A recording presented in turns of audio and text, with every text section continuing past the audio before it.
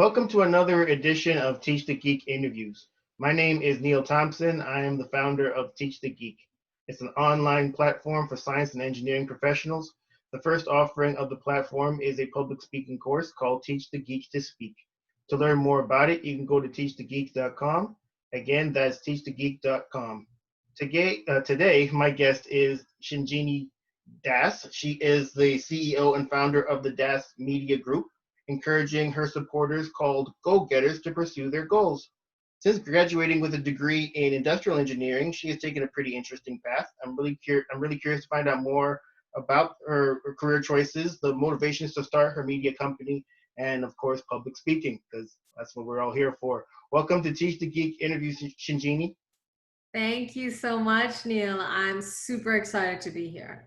Wonderful. So I mentioned in the intro that you studied industrial engineering. What was the motivation to study that particular discipline?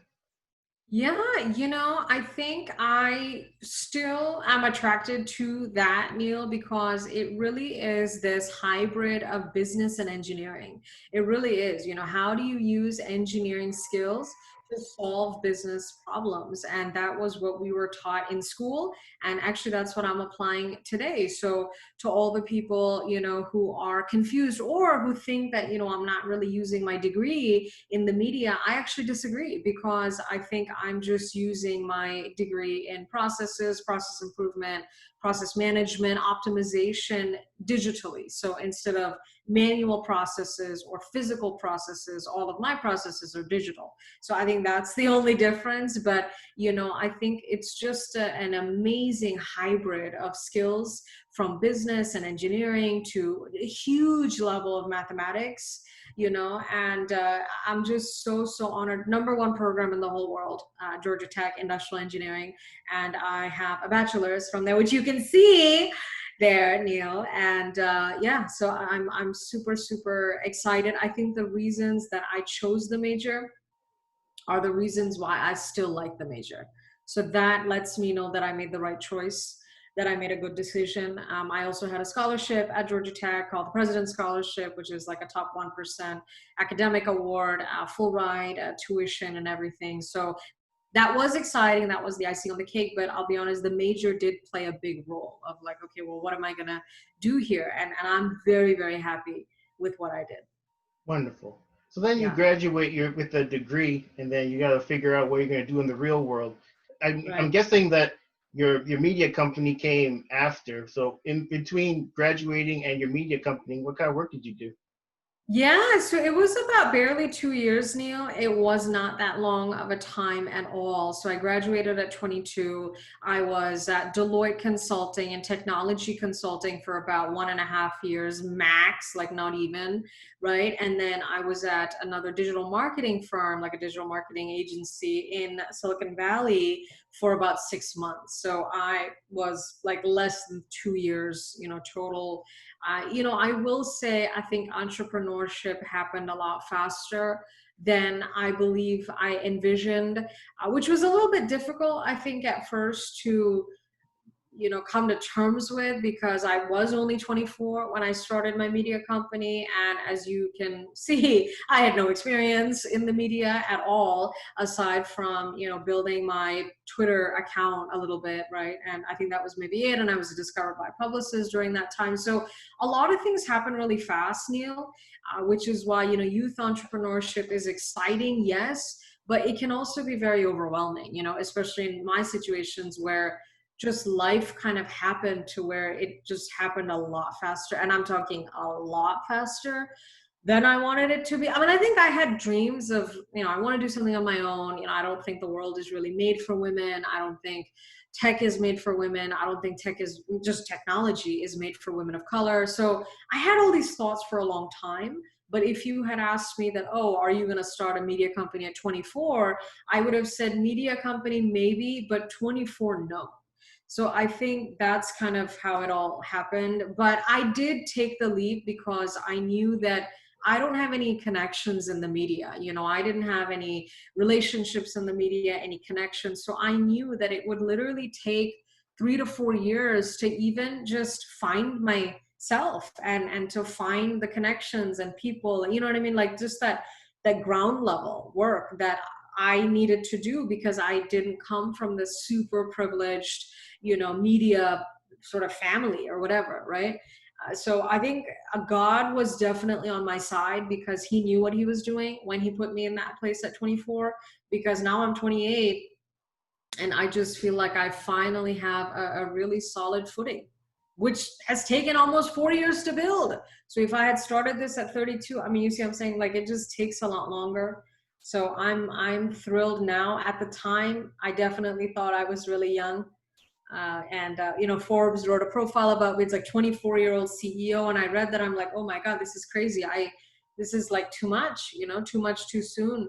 But now, and even then, I mean, I knew it was going to be good for me, but I think there was a part of me that's like, oh my God, this is crazy. So, yeah. So hopefully that answers your question. So you come out of school and you did some consulting and you also did digital marketing and you said it was less than 2 years. So Yeah. did so when you started your media company, that was always, I guess, was that always the plan, or was it something you kind of just stumbled into, and after doing these jobs and you perhaps realized I don't want to be an employee anymore, I want to be the boss. Yeah, totally, totally. I definitely think I stumbled into it, Neil. I think that's the correct answer because each of those jobs showed me the open opportunity. You know what I mean? So in technology consulting, it was like, okay, well, there's really not that many women here. I feel like women can talk about technology in such a like consumer facing, user facing role, right? It's like we are our own customers. We understand storytelling, and I just wasn't seeing a whole lot of that. In the second job, I think it was more of that this is just not my interest. My verticals were gaming, my verticals were virtual reality. And again, I don't really care about that unless it's related to some higher level mission that I care about. And so I actually use those two open opportunities to build my next steps. And yes, absolutely, the being your own boss, I think came to me very early because again, it was all men, right? It was all men, and you have to ask permission to do everything. And I was a little bit tired of that situation. And then also I just played out my future that I feel like at 40, like this is how it's going to be. Like you have to ask some white man what to do, and I was like, I don't have time for this. And so I think that that's kind of what triggered everything. And then the media part, it's because the media found me. I had all these thoughts, but the vessel, you know what I mean? Like it could have been a media company, it could have been a perfume company, it could have been a lot of things. But I think I chose media because media chose me. And actually I was discovered on Twitter by a publicist. And so while I was at Deloitte, I was on TV that whole year. Is what happened. And that's when I was on these like television sets in the morning, and seeing a lot of the things that you notice, Neil. Very few people of color to no people of color, like little to none to negative, right? Very few women, and very few women in decision making roles in the media. So like the woman is the anchor, but the woman doesn't write what she's saying. Just very simple things like that, you know what I mean? So it really like it stuck with me, because I was in Indiana, I was in Alabama, I was in DC, Good Morning Washington, Talk of Alabama, all these different stations. And I stepped back and I said, there's a real opportunity here. And I feel like because of my background as a competitive public speaker, as an engineer, I am very well suited to fixing this, right? To creating content, to building my own technology platform, and then this go-getter thing kind of came about. Everybody called me a go-getter. So I was playing all of this out while I was waiting for my interviews on these sets, of like 5 Secrets of a Go-Getter, how do women build businesses? And then that's when I was like, you know what? I don't think there could be any more perfect opportunity than this, like at all. And then just me being Indian, that I'm, not white, I'm not black. So in any case in America, I'm sort of this like, where do you belong? And then on top of that, there's just not that many Indians in the media. There's more Latinos, I feel like, than us. So I really found an open space, and I was like, I'm going for it. And it also just made a lot of sense. Like I'm outspoken. I don't think I'm controversial. But when I say stuff like women deserve this, like everyone's like, what? So that's when I'm like, maybe this is a really good opportunity to use this existing attention to build it into an actual media company where, again, I get to be in control. Because I think when I spent so much time on these sets, there was a real opportunity for me to become a full-time influencer, and I'm speaking and I'm on television and I'm on this. But the problem with that, Neil, is I don't control any of that. You see what I'm saying? And so I think the natural thought was I have to build my own infrastructure, because I don't want, it's like if they have some other person on the show, they're going to cancel me. Right. And so I didn't want to be in that situation where I'm just like going from here to there, from here to there, so that's when I'm like, okay, I'll just build my media company. I'm 24. God has given me this extra time that I don't think I would have had I started at 28 or even 29, and I just ran with it. So when you talk about having a media company, Yeah. what exactly does that mean? Yes, good question. So a media company sells content, Neil. So if you think about it, a shoe company sells shoes, right? A pencil company sells pencil. Stationery company sells a wide variety of stationery. A media company sells content, right? And so if you follow any of these news apps, or even like New York Times, so there's a big subscription business with them now, right? So if you look at Business Insider, they have a big platform business. They have a big, so the business is content, and I'm so thrilled that I finagled my way into this world, Neil, because that is the only thing that I'm passionate about. I am passionate about good content.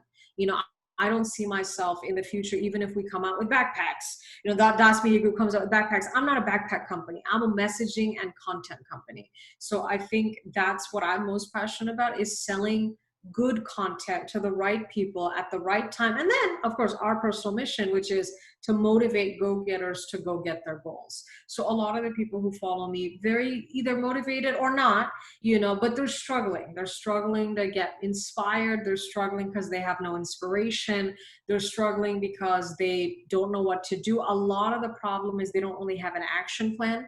That's been a big part of it, is they're like, okay, I want to be a professor, but I'm the first in my family to go to college, and what do I do and where do I go? And so I think I'm really coming in, and my company is really coming in and providing that blueprint. As a go-getter, we do this. As a go-getter, we apply here. And it has been transformative, Neil. I mean, we're reaching 8 million plus go-getters a month on just on my social media, and doing a lot of these 1-hour go-getter consultations where literally people will come to me and say, hey, I want to start a restaurant. I have no idea where to start, and I'm going, okay, who's your target audience? What is your messaging? And just transformative results. So our whole model is based on message to monetization. So what is your message? How do we monetize it? Whether that's a restaurant, whether that's a perfume company or whatever. A lot of these people are very entrepreneurial, Neil, because they feel held back by life, and again, a lot of people of color, a lot of, Black, Indigenous, person of color following me, go-getters, don't feel like the world has a lot for them, and so entrepreneurship and being a go-getter becomes a very attractive value proposition for them, because they get to control their cash flow, they get to control who they are. So that's kind of my ethos. So in terms of business model now, we started with a lot of different content partnerships. I think that was huge in the beginning. I monetized myself as a speaker. That was a big milestone, because I'm, sort of an amateur, and I became professional at 24, started at 15, became professional at 24. So that is a revenue stream. 1-hour go-getter consultation. So direct, 1 hour with my audience and say, hey, let's get you to your goal. What's going on? Why are you not being a go-getter right now? Has been huge. And then we're starting some other subscription services as well. And again, the focus is content, Neil. That's what we sell. So when you say content, what exactly is content? What does that look What like? is content? Yeah. It's everything that you see online. It's everything that you see, any word, right? Any video, any image, any article is a piece of content. So if you think about like the New York Times, any article that they put out is content.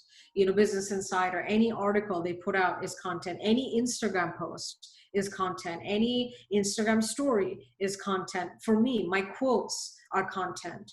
And of course we specialize in motivational content. It's not just any content, right? Motivational content to inspire you to be a go-getter, to go get your goals. So for me right now, my tweets are content. Okay, my LinkedIn posts are content. So right now the focus is on my own social media platforms, and each of those artifacts is a piece of content. And that's what people come to me for. That's what they look at me for. Because if you look at the marketplace, there's just very few content providers who are inspirational and uplifting and actually force me to take action to go get my goals, right? It's all just kind of like vague. I don't really know the point of a lot of what I'm seeing every day, you know what I mean? And then the media itself, very divisive, very negative, so I do feel that we are a very, very big standout in the marketplace already as a startup, as a media startup. So if so I'm guessing, I mean, you said that you sell content. Do you sell Yeah. content to companies and Yeah. or I guess the entities that you sell content to, and what type of, I guess, the as I said before, the content that you sell to these companies? I know you mentioned I guess quotes Yeah. and articles that you write. So Yeah. is that what you're selling to these companies? Yeah, it's interesting, Neil. So in the beginning, there was some of that direct creation, right? So we were creating, for example, Intuit, right? Intuit came to us for South by Southwest. So South by Southwest 2018. If you're familiar, I'm sure you know, right? You're familiar with South by Southwest, Yeah. right? Huge, right? So they had a partnership going on called Girl on Fire, right? So it was whole this thing of like women entrepreneurs, female entrepreneurs. And again, everything has to be brand aligned, right? So I want to be clear, we're not just selling any content. It's all motivational, it's entrepreneurial based. So the brand has to align with that. They have to believe in those same qualities of women's entrepreneurship and, women in tech and just everything that I stand for, right? Like it's not just like any company, right? So Intuit obviously believes in that. And also they're a small business solution provider, right? So it's a small business software provider. So they came to us and said, hey, we want Instagram stories, and that was for me as an influencer. So sometimes the content partnerships have been on my channel, right? Like on my personal social media accounts, and sometimes it is a longer form partnership where it is articles, it is content around a specific vertical, Neil. So I want to be clear, it's not just articles, it's like women's entrepreneurship in Bolivia, you know what I mean? Like it's very specific. So that's kind of where we play, so we'll talk about, how can women in Bolivia be go-getters, right? How can women in Bolivia go get their goals? Obviously there's so many obstacles, and if they're looking to raise capital, where do they go? What do they do? So I think that's kind of more of our scene. So it's very specific. I know when we say content, it sounds very general. It's not. It's very specific. So that has been a good partnership. The U.S. Department of State. I'm part of their keynote speaker program, where I've traveled to Bolivia, I've traveled to Paraguay, I've traveled to Honduras. I speak Spanish, so my content authorship has been Spanish language. Digital marketing content. So how do you help these Honduran go-getters build businesses on digital media using what they have? So like my content that I've provided, whether that's PowerPoint, slides, worksheets, all of it has been around that goal. So as you can see, it's very targeted. And there's a clear CTA, which is after this session, after you consume our content, you are going to be in a position to build a business and become financially free on social media. Again, become in a position. We're not guaranteeing that you will be financially free. That's up to you. But I think it's just been amazing, Neil, to see that the content that we're authoring and that I'm authoring is literally providing a path for people to be a go-getter who did not have a path before.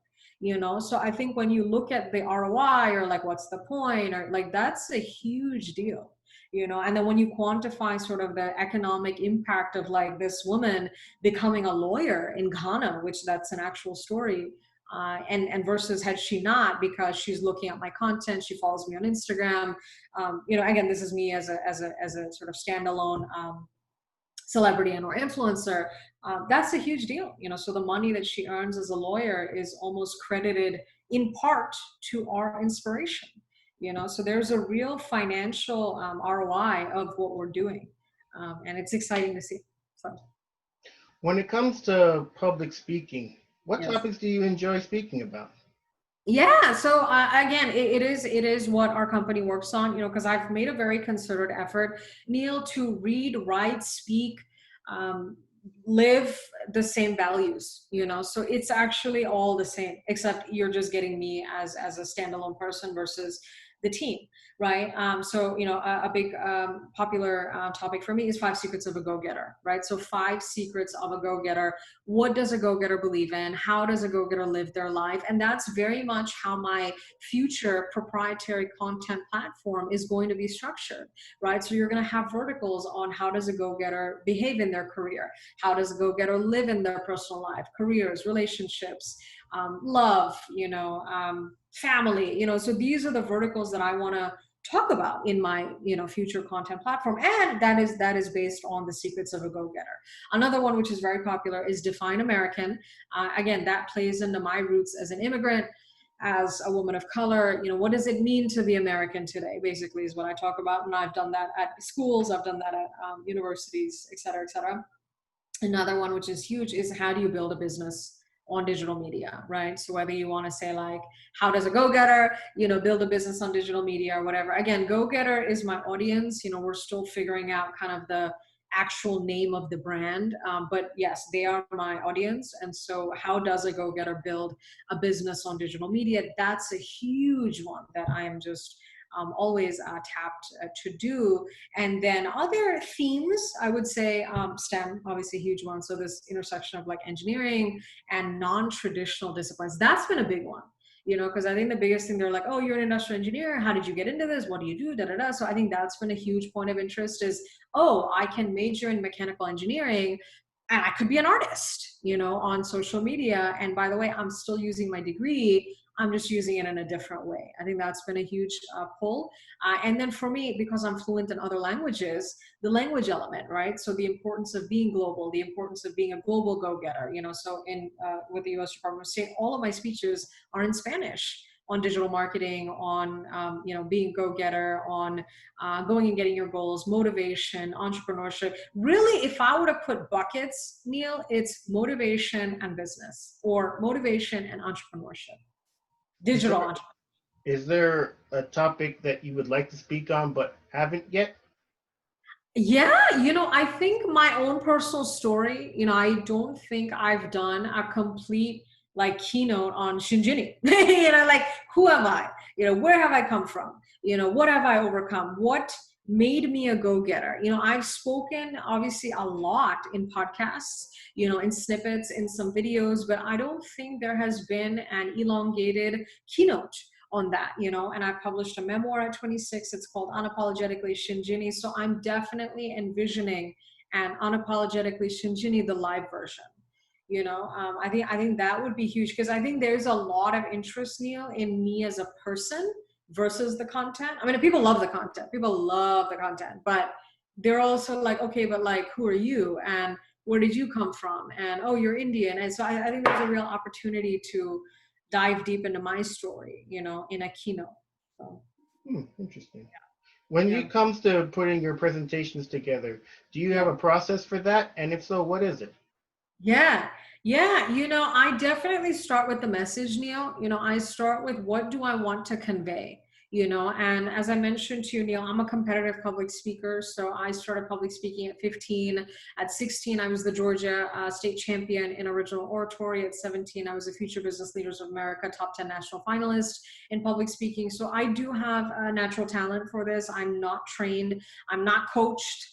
I really am not. I am self-taught. So I think what served me then is what serves me now, which is the message, and what am I trying to convey? What do I want the audience to do, after I stop speaking? And that's definitely my starting point even today. And now we're 11 years later, right? I'm 28 now. So yes, it's still my starting point. I think today what I do that's different than before, like before, Neil, at 16 years old, I was writing essays. Like I was writing my whole speech out, memorizing it, and, just like literally word for word, no notes, just saying it out loud. Today, I'm a lot more intuitive.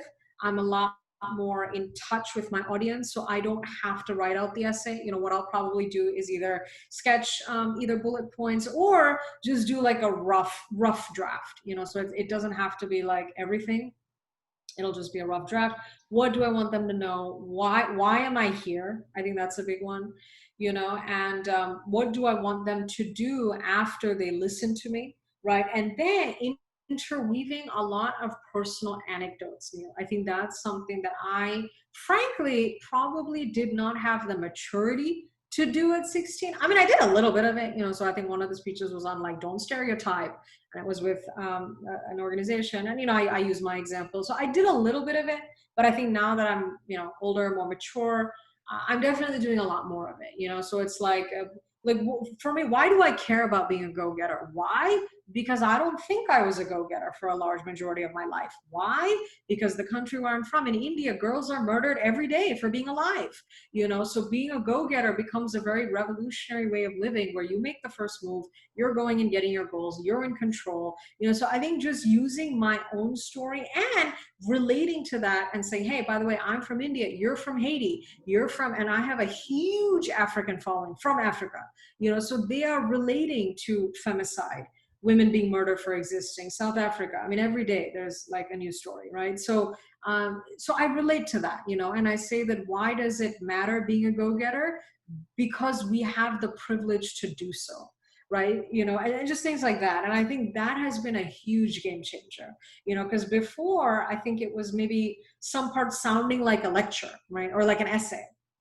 But now, when I relate it to her cousin, who was murdered yesterday, for being a girl in South Africa, then it becomes very real, that, wow, being a go-getter, if you even have the opportunity to do that, that is a real privilege, because in many countries that will get you killed, just things like that, things like that, where it becomes not even personal, but the switch flips and like, oh, I get it now. So if I am a woman in South Africa and I have the opportunity to go to college and to go to school and to get an engineering degree, I better go get that. I better go do that, because that is a privilege, and it's funny because we were always, taught that, oh, education is a privilege. But I think it doesn't really hit you until you see sort of the other side. And I think social media has really allowed me to see the other side, right? And to see women literally just being murdered for existing, and that's when I'm like, wow, if you have the opportunity to go get your goal, you should. And so we have a lot of that now. And people have just been very, overwhelmed by that, because they also don't expect me to be so global, because they know that I'm American. And when I talk about South Africa, they're like, what, you know about us? And it's like, yeah, and that's because my background, I'm Indian, I lived in Malaysia, I grew up in America, so I'm very global. I speak Spanish, I speak other languages. So I think that's a very unique point for me versus other American, whatever, speakers, things like that. So I think it's been fascinating to see that connection in real time. So I'm connecting with them, I'm reaching them, and then ultimately I'm sharing a message, and then I'm asking them to do something. In this case, it's to be a go-getter, right? If you have the opportunity to do that, and they really feel spoken to, they feel heard, they feel that I'm really there with them on their level. Because one of the biggest feedback that I've heard, that they're like, I've heard other speakers and I don't really get what they're saying. Like, that's literally the number one feedback that I get from my audience. Other motivational speakers, other just speakers, they don't really feel a connection, and I think already I've been able to form a huge connection, I mean, just every day, I start crying, because literally there are people in India who wake up because of me, because they see my tweets, right? Or, they just feel so much hope when they see my tweets, because it's motivational, it's encouraging, it's happy. I'm a happy person, and it's just a really amazing thing, so I'm proud that I found a way to make this work, because I'll be honest, when I first told people, I'm like, I want to be a professional speaker, I mean, people thought I was crazy, coming from the background that I'm coming from, as an engineer, as an industrial engineer. So I'm just really, really proud and really, really happy that you all of you, have enabled me to make this a career. Wonderful. Yeah. It's been really interesting learning about your journey and where you are to this point, Shinjini. Yeah. Is there anything you'd like to add about other things that you're working on? Yeah, totally, totally. So I think honestly, what I'm probably most excited about, Neil, is scaling our 1 hour go-getter consultation offerings. I just built a tool online for you to book and pay online, which I'm super nerding out about because that was a real struggle before. And I think the biggest thing is where we are working on some subscription products. Which will be very exciting. Again, along the veins of motivation and sort of how do you get motivation on demand, you know what I mean? So I'm very excited about that. So definitely stay tuned. And then, follow me on all of my social media platforms. I am at Speaker Shinjini. That's SpeakerShinjini to get more motivation to make the first move to go get your goals like a go getter. Wonderful. Well, everyone, that marks the end of another edition of Teach the Geek interviews. My name is Neil Thompson, founder of Teach the Geek. It's an online platform for science and engineering professionals. You can go to teachthegeek.com to find out about my public speaking course called Teach the Geek to Speak. Again, that's teachthegeek.com. Until next time, take care and stay safe. Thanks, Shinjini. Thank you.